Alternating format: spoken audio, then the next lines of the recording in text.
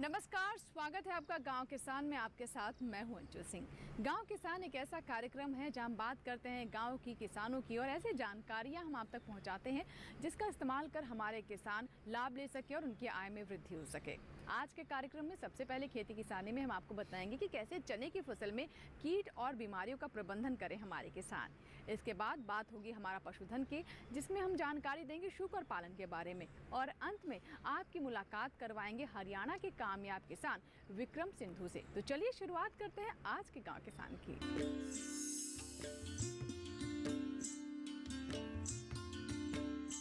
गांव किसान में सबसे पहले बात खेती किसानी की।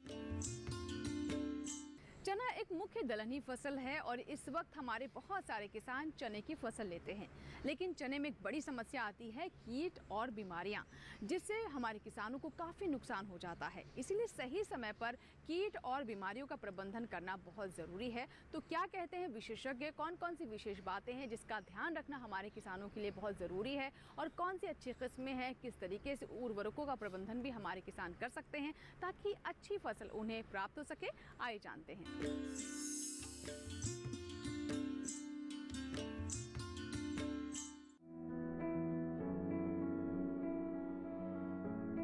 चना भारत की प्रमुख रबी दलहनी फसलों में से एक है। सबसे ज्यादा चना मध्य प्रदेश में होता है। इसके अलावा उत्तर प्रदेश, कर्नाटक, महाराष्ट्र, राजस्थान और बिहार में भी चने का उत्पादन लिया जाता है। चने की खेती के लिए जल निकास वाली उपजाऊ भूमि अच्छी मानी जाती है। इसकी खेती हल्की व भारी दोनों प्रकार की भूमि में की जा सकती है। साथ ही इसमें ज्यादा सिंचाई की भी जरूरत नहीं होती है। दलहनी कुल का होने से ये फसल खेत की मिट्टी में नाइट्रोजन की कमी को पूरा करती है और मिट्टी को उपजाऊ बनाती है।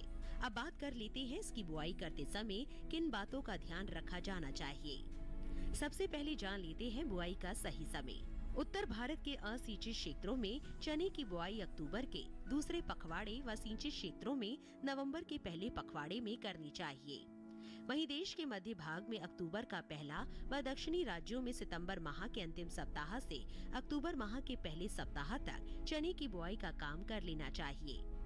फसल को रोगों और कीटों से बचाने के लिए बुआई से पहले बीजोपचार अवश्य करें। किसान बीजोपचार में उपयोग होने वाली दवाओं का इस्तेमाल करने से पहले कृषि विशेषज्ञ से परामर्श जरूर लें। साथ ही भरपूर उत्पादन मिले, इसके लिए स्थान विशेष के हिसाब से उन्नत किस्मों का चयन करें। चने की प्रमुख किस्में मध्य प्रदेश में जेजी 74, जेजी 315, जेजी 322, पूसा 91, विश्वास, फुलेजी 5, विजय प्रमुख है। राजस्थान में डीसीपी 92-3, पूसा 372, पूसा 329, पूसा 362, उदय, सम्राट प्रमुख है। हरियाणा में डीसीपी 92-3, हरियाणा चना 1, हरियाणा काबुली चना 1, पूसा 372, पूसा 362 प्रमुख है। उत्तर प्रदेश में डीसीपी 92-3, KWR 108, पूसा 256, पूसा 372, वरदान प्रमुख है। और छत्तीसगढ़ में जेजी 315, जेजी 16, विजय वैभव, बीजी 372 प्रमुख है। किस्म के चुनाव के बाद अब बात करते हैं बुआई की विधि की। समुचित नमी में सीड ड्रिल से बुआई करें। खेत में नमी कम हो तो बीज को नमी के संपर्क में लाने के लिए बुआई गहराई में करें व पाटा लगाएं। चने के पौधे को अच्छी बढ़वार मिले, इसके लिए दूरी का विशेष ध्यान रखना चाहिए। बीजों की बुआई करते समय पंक्ति से पंक्ति की दूरी 30 से 45 सेंटीमीटर रखनी चाहिए और पौधे से पौधे की दूरी 8 से 10 सेंटीमीटर रखनी चाहिए। वहीं चने की फसल को रोगों और कीटों से बचाने के लिए समय समय पर खेत की निगरानी करते रहे। फली भेदक कीट फसल को 70 से 80% तक नुकसान पहुंचा सकता है। इसके नियंत्रण के लिए 5 फेरोमोन ट्रैप प्रति हेक्टेयर के हिसाब से इस्तेमाल करें। इसके अलावा चना फसल के चारों ओर पीला गेंदा फूल लगाने से चने की इल्ली का प्रकोप कम किया जा सकता है। प्रौढ़ मादा कीट पहले गेंदा फूल पर अंडे देती है, इसीलिए तोड़ने योग्य फूलों को समय समय पर तोड़कर उपयोग करने से अंडे व इल्लियों की संख्या कम की जा सकती है। इस तरह सही समय पर उठाए ये कदम किसान को उनकी फसल से भरपूर पैदावार देने में सहायक होंगे। यदि किसी कीट की समस्या है तो कृषि विशेषज्ञ से सलाह लेकर ही दवा का छिड़काव करें।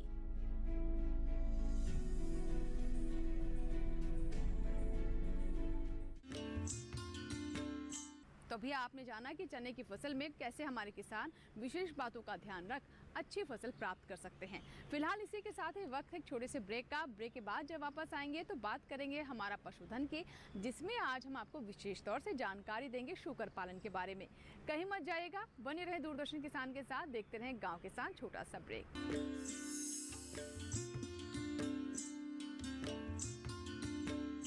मुझे जॉब छोड़ा फिर भी सो कूल। ब्रो, नए चैलेंजेस नए मौके लाते हैं। अच्छा, सीरियसली राहुल, मेरा पूरा घर now it's an online retail store. देख, वाओ, लेकिन पैसे?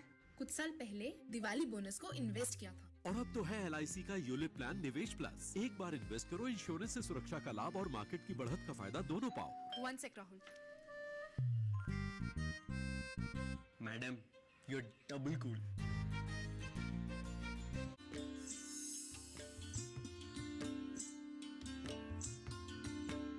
ब्रेक के बाद एक बार फिर आपका स्वागत है। आप देख रहे हैं गांव किसान।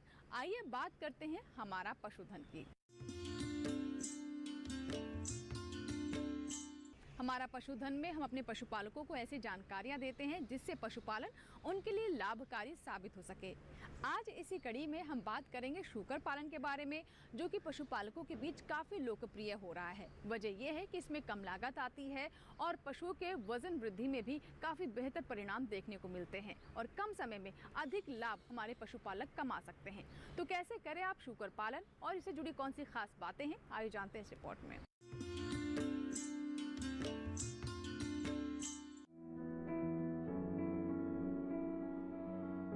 हमारे देश में कृषि के साथ पशुपालन हमेशा से एक दूसरे के पर्याय रहे हैं। बढ़ती खाद्य मांग को पूरा करने में शूकर पालन एक बेहतर विकल्प हो सकता है।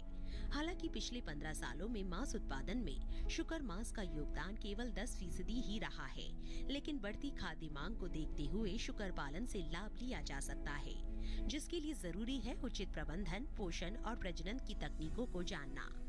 यदि सही तरीकों से शूकर पालन किया जाए तो आय और रोजगार दोनों में वृद्धि की जा सकती है।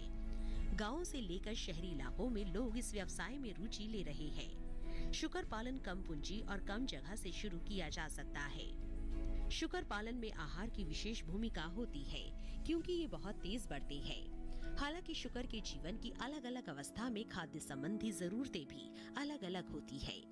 बढ़ते हुए शावकों व प्रसूति शूकरों को प्रोटीन की अधिक मात्रा की जरूरत होती है। उनके आहार में प्रोटीन की 19% या इससे अधिक मात्रा देनी चाहिए। कुछ आहार जो मनुष्य अनुपयोगी है, उन्हें इस्तेमाल करके इस व्यवसाय को अधिक आमदनी वाला बनाया जा सकता है। इनके आहार में घरों व होटलों का बचा हुआ भोजन, सब्जी मंडी का अवशिष्ट, आलू, चुकंदर, गोभी दिया जा सकता है। इसके अलावा गेहूं, मूंगफली, मछली का चूरा, खनिज लवण, विटामिन व नमक का मिश्रण दिया जाता है।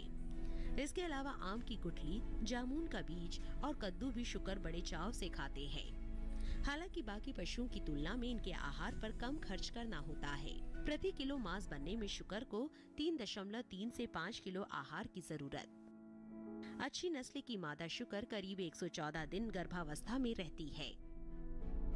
मादा शूकर हर 6 माह में बच्चों को जन्म देती है। 2 माह तक मां का दूध पीने के बाद बच्चे आहार लेने लगते हैं। बच्चा करीब 6 माह में ही 50 से 60 किलो वजन ले लेता है। आहार के साथ साथ शूकर पालन के दौरान कुछ बातों का विशेष ध्यान रखना होता है, जैसे प्रसूति शूकर से शिशु को उसकी जरूरत के अनुसार दूध मिल पाता है या नहीं। अगर नहीं तो दूध पिलाने की व्यवस्था अलग से करनी चाहिए। नवजात शिशु की नाभि में आयोडीन टिंचर लगा देना चाहिए। साथ ही जन्म के 2 दिन के बाद शिशु को इंफेरॉन का इंजेक्शन दें। शूकरों का निरीक्षण 24 घंटे में कम से कम 2 बार अवश्य करना चाहिए। आवास की सफाई पर भी विशेष ध्यान देना चाहिए। शूकरों के शरीर के बाहरी हिस्से और पेट में कीड़े हो जाते हैं, जिनका समय समय पर उपचार करना बहुत जरूरी है। इसके लिए पशु चिकित्सक की सलाह लेते रहना चाहिए। शूकर से हमें सिर्फ मांस ही नहीं मिलता, बल्कि इसकी चर्बी, पोर्क, त्वचा, बाल और हड्डियों से कई प्रकार की चीजें बनाई जाती है। इस तरह कुछ बातों का ध्यान रखकर किसान शूकर पालन से अच्छा मुनाफा कमाया जा सकता है। लेकिन इसके लिए पशुपालक को चाहिए कि शूकरों के आवास, आहार, स्वास्थ्य का सही प्रबंधन करें। शूकर पालन को कृषि के साथ भी कर सकते हैं। इसके अलावा मुर्गी पालन, मछली पालन के साथ भी शूकर पालन किया जा सकता है।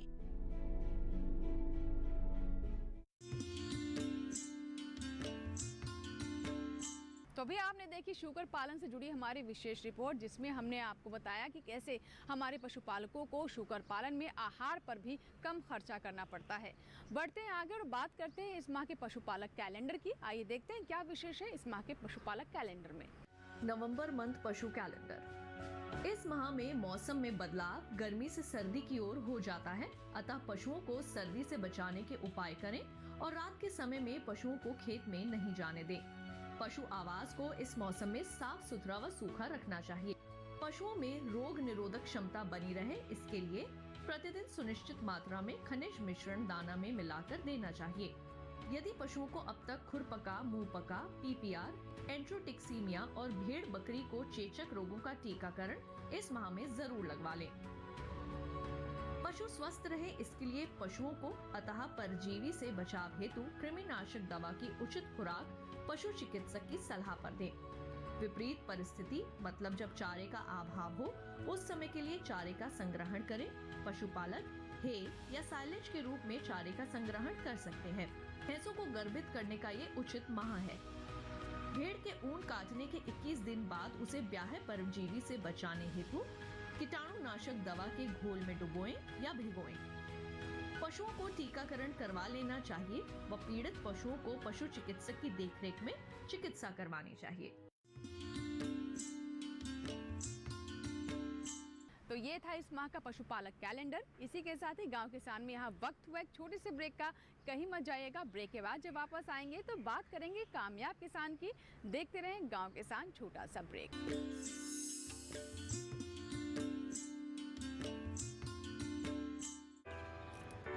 My journey of insurance and investments began at the same time when I invested in LIC SEEP. In this fast-moving world, SEEP can balance your funds with security and growth. SEEP will take care of the ups and downs of the market and will give you fruitful results so that you enjoy the ride. And when SEEP is with you, you can soar high. LIC's unit-linked insurance plan SEEP offers savings and protection so that you can soar high in your life. LIC, हर पल आपके साथ।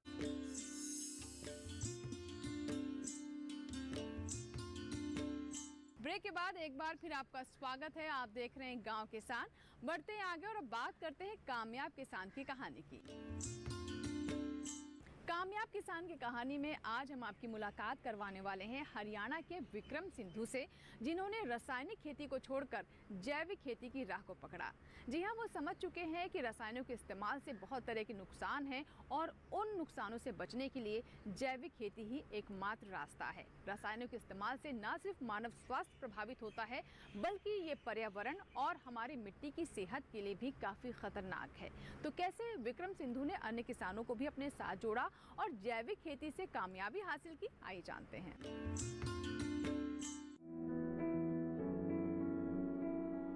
खेती में ज्यादा मुनाफे की चाह ने रासायनिक उर्वरक के इस्तेमाल को बढ़ाया है, लेकिन साथ ही बड़ी कई बीमारियां। इन हालातों से सबक लेते हुए हरियाणा के खांडाखेरी गांव के किसान विक्रम सिंधु ने जैविक खेती की तरफ रुख किया। विक्रम ने न सिर्फ जैविक खेती को अपनाया, बल्कि कई किसानों को अपने इस लक्ष्य से जोड़ा।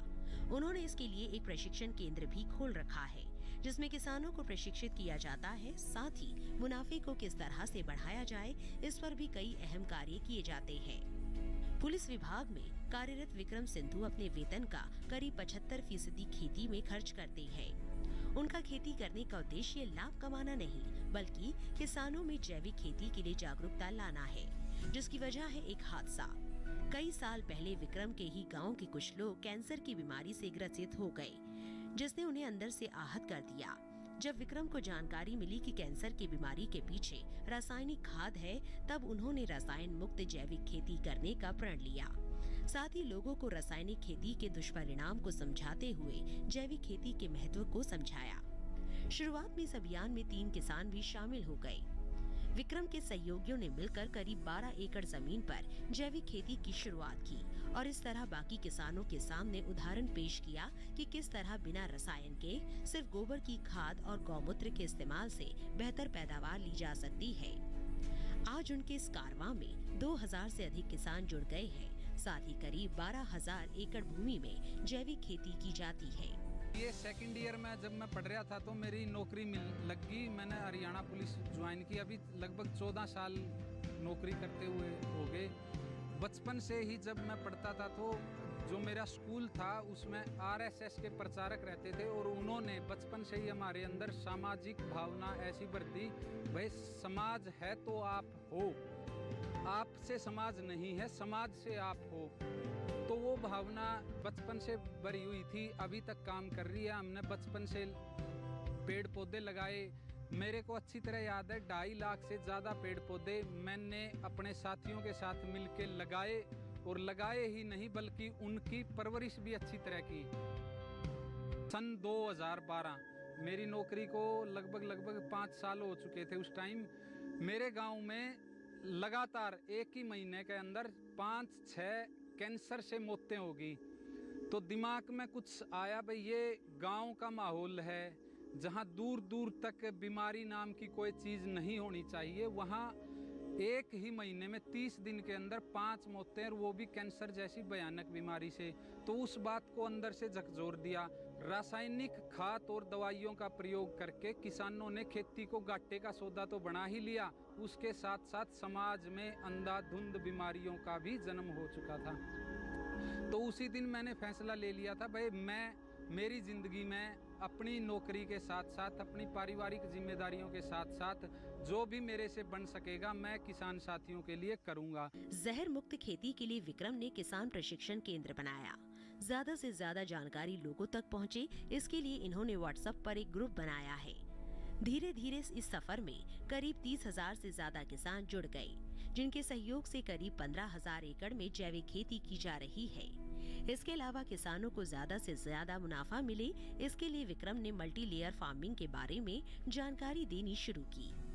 कम जगह में ज्यादा उत्पादन लेने के लिए किसान जैविक खेती के साथ साथ मल्टी लेयर फार्मिंग को भी अपना रहे हैं। इस तकनीक में 1 एकड़ में कई तरह की फसलें लगाकर कई गुना मुनाफा कमाया जा सकता है।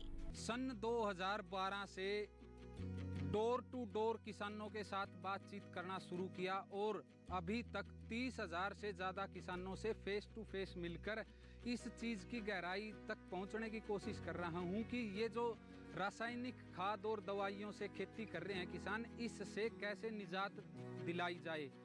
तो जहर मुक्त खेती अभियान नाम से एक कैंपेन की शुरुआत की सन 2012 में ही।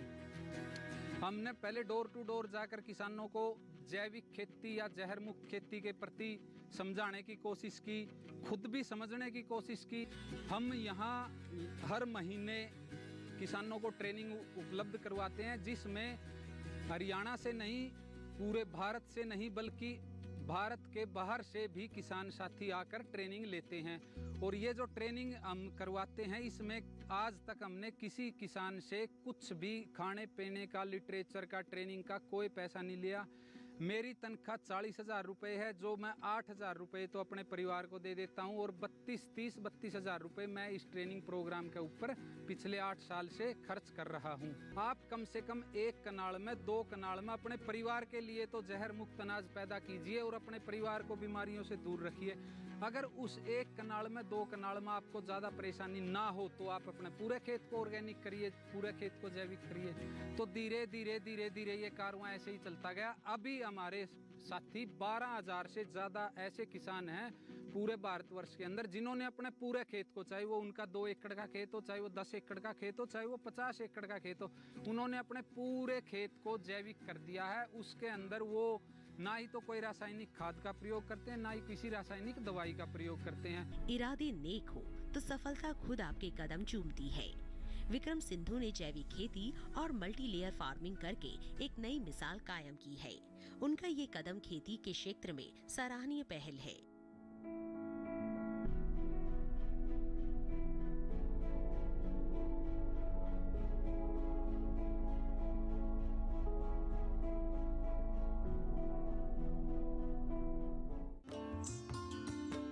तो अभी आपने देखी विक्रम सिंधु की कामयाबी की कहानी, अन्य किसानों को भी वो प्रेरणा दे रहे हैं। इसी के साथ ही आज के गांव किसान में फिलहाल इतना ही, लेकिन चलते चलते आपको बता दें कि आप हमारा ये कार्यक्रम अब हमारे YouTube चैनल पर भी देख सकते हैं।